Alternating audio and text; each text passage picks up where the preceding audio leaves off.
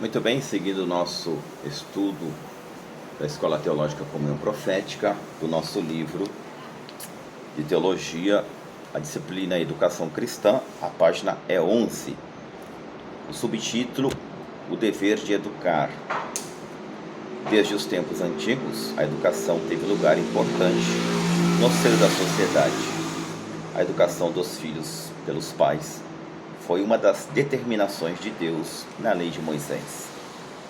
Deuteronômio 4, versículo 5 a 10, está escrito assim: Vede, tenho-vos ensinado estatutos e juízos, como me ordenou o Senhor, meu Deus, para que pratiqueis na terra em que ides entrar e possuir. Ajunta-me o povo, para que os faça ouvir as minhas palavras, e aprendam a temer-me todo o tempo em que viverem na terra, e as ensinem a seus filhos. Página 12. Moisés reuniu o povo e lhes disse que o Senhor, seu Deus, ordenou que lhes ensinasse os seus preceitos, e que esses deviam ser observados com critério e diligência. Essas palavras que hoje te ordeno estarão no teu coração. Tu as inculcarás a teus filhos, e delas falarão assentado em tua casa, andando pelo caminho, deitando-te e levantando-te. Também as atarás na tua mão por sinal, e te serão por faixa entre os teus olhos, e as escreverás nos umbrais da casa e nas portas. Deuteronômio capítulo 6, versículos 6 a 9. Então veja que Deus lhe deu instrução para que Moisés falasse ao povo e instruísse o povo dizendo: olha, a palavra do Senhor tem que estar gravada na tábua do coração. Vocês devem copiar esta palavra nos umbrais da porta de vocês. Vocês devem escrever e amarrá-la no seu pescoço, amarrar nas suas mãos. Ou seja, vocês têm que se deitar com a palavra, meditando na palavra, se levantar meditando na palavra e passar isso de geração em geração. Isso era uma ordem divina. O resultado dessa instrução é o seguinte: para que se multipliquem os vossos dias e os dias dos vossos filhos na terra, que o Senhor, sob juramento, prometeu dar a vossos pais, como numerosos são os dias em que o céu permanecer sobre a terra. Deuteronômio 11, 21. Então, a consequência disso é que se multiplicasse os dias do povo hebreu na terra, por onde quer que eles andassem. Seguindo, a educação secundária depende muito da educação primária. A vida adulta é o reflexo de uma vida infantil. A educação não é socorro de última hora. Ela é uma espécie de adubo que prepara a terra para flores e frutos.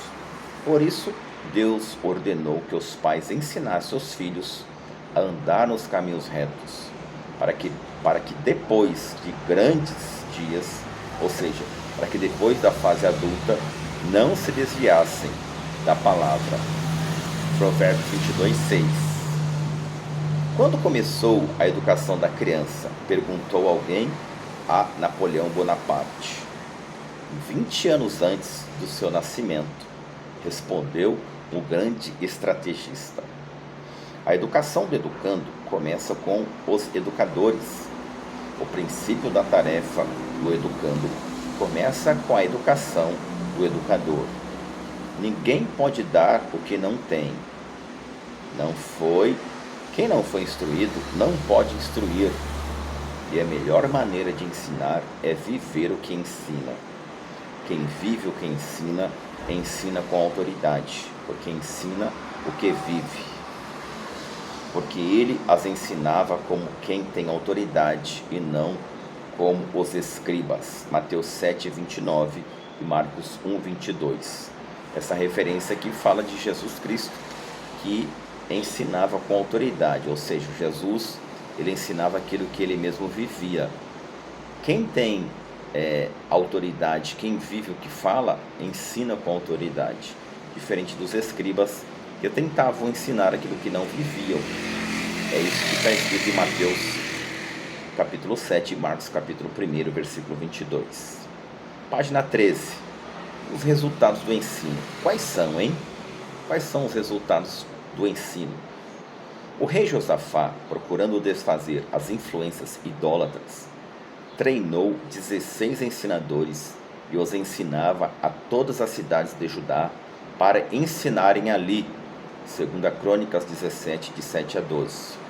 O resultado desse trabalho está no versículo 10, onde diz: Veio o temor do Senhor sobre todos os reinos da terra que estavam em roda de Judá, e não guerrearam contra Judá. Ou seja, o rei Josafá, ele usou de muita sabedoria e treinou, ensinou, preparou 16 professores, e ele passou esse conhecimento a todos de Judá, e o resultado disso foi que os povos vizinhos temeram Judá, porque Judá tinha conhecimento, tinha estratégia. Quem tem conhecimento alcança o poder.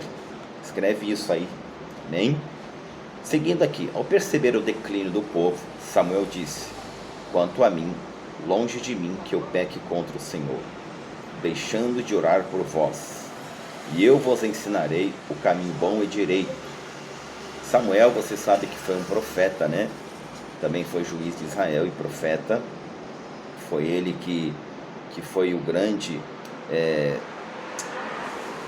profeta que ungiu Davi, né? E você sabe que ele entendeu que precisava ensinar o povo o caminho bom e reto. Toda vez que a pessoa adquire conhecimento, ela alcança resultados. É isso que está dizendo aqui o livro, né? Um outro resultado positivo em resposta ao ensino ocorreu no ministério de Esdras e Neemias, no capítulo 8 do livro de Neemias. Ali foi iniciada uma obra de instrução bíblica, assemelhando-se muito com a nossa escola dominical.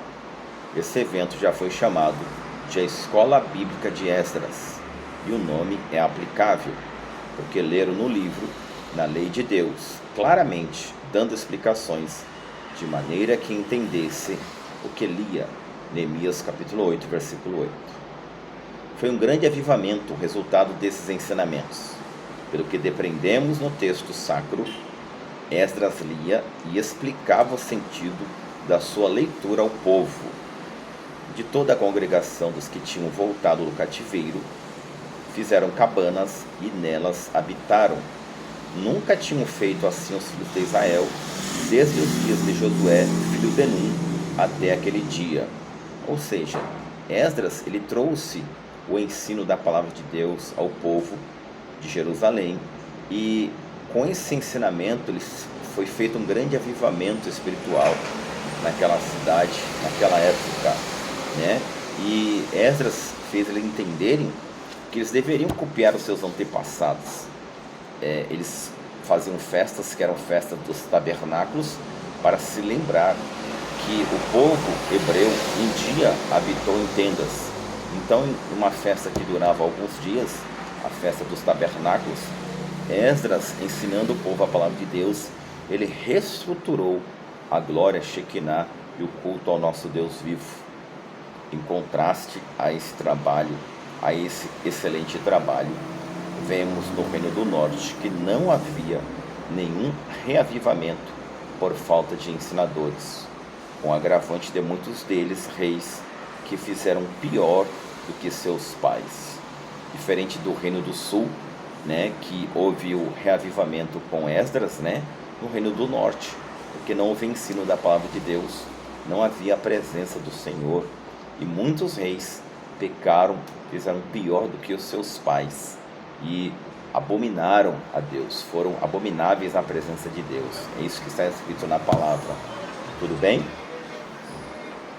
Ensinar é o mandamento.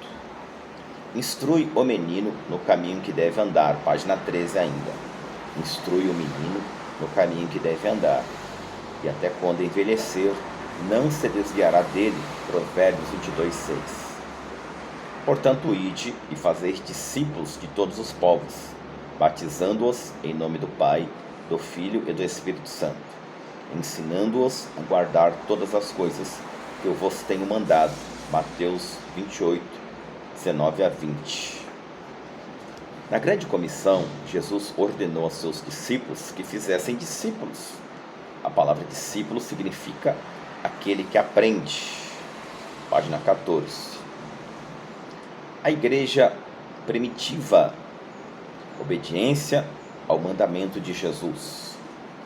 Paulo e Barnabé gastaram um ano inteiro na igreja em Antioquia, e na hora de serem enviados para a obra missionária, havia mestres preparados para substituí-los.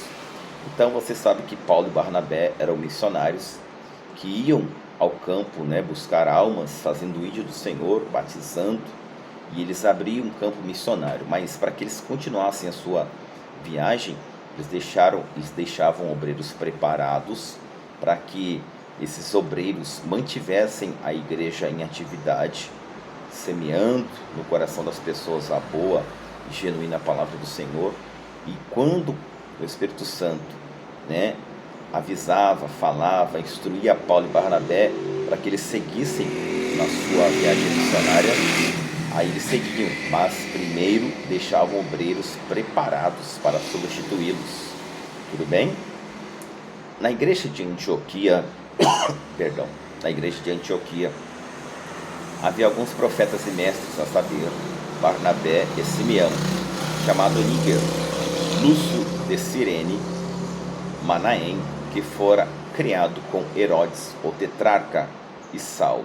Atos capítulo 13, versículo 1.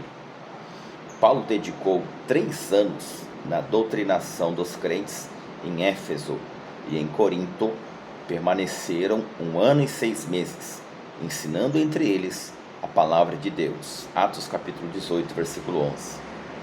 A igreja apostólica levava a sério as determinações de Jesus, e por causa disso, ela crescia assustadoramente, a ponto de incomodar o sistema religioso da sua época. Após o concílio do Sinédrio ter expressamente proibido os apóstolos de ensinarem, não cessavam de ensinar e pregar a Jesus Cristo. Está lá em Atos capítulo 5, 42. Então nós vemos que mesmo com o Sinédrio perseguindo a esses missionários, proibindo a propagação do Evangelho, eles conseguiam, mesmo assim, buscar almas para que o reino de Deus se expandisse na terra. O uso frequente dos termos ensinar e pregar em conjunto mostra que os judeus distinguiam entre as duas palavras, predominando o ensinar. Olha só, sabei que nada que útil seja, deixei de vos anunciar e ensinar publicamente nas casas. Atos capítulo 20, versículo 20. Então, meus irmãos, como não havia a igreja física, os templos, os missionários iam pregar a palavra e ensinar a palavra de Deus de casas em casas. O que nós vemos hoje, muitas células, Hoje nós somos, alguns ministérios denominam células, em que os missionários, entre que os líderes de células, eles ensinam a palavra propagando o evangelho de casa em casa. Os cristãos primitivos não tinham templos para se reunirem, no entanto, administravam suas reuniões de casa em casa, pregando e ensinando os mistérios de Deus aos iniciantes da fé. O mistério do ensino é o que mais se destaca na carreira de Paulo. Talvez seja porque, sendo ele um doutor da lei, tendo percebido que a educação é algo fundamental em qualquer departamento, é por isso que ele recomenda aos seus discípulos que pratiquem esse ministério do ensino com muito zelo e amor. O próprio Paulo experimentou essa grandeza quando iniciou na vida cristã.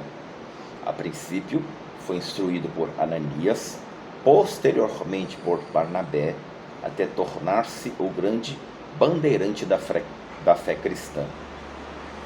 Manda estas coisas e ensina-os. 1 Timóteo capítulo 4, versículo 11. É Paulo instruindo ao jovem pastor Timóteo. Também 1 Timóteo capítulo 4, 13 está escrito: persistem em ler, exortar e ensinar até que eu vá. Ou seja, Paulo instruindo ao jovem pastor para ler a palavra, para aconselhar os cristãos e ensiná-los, até que ele fosse pessoalmente vê-los. Amém? Seguimos aqui. Até a próxima aula. Que Deus te abençoe.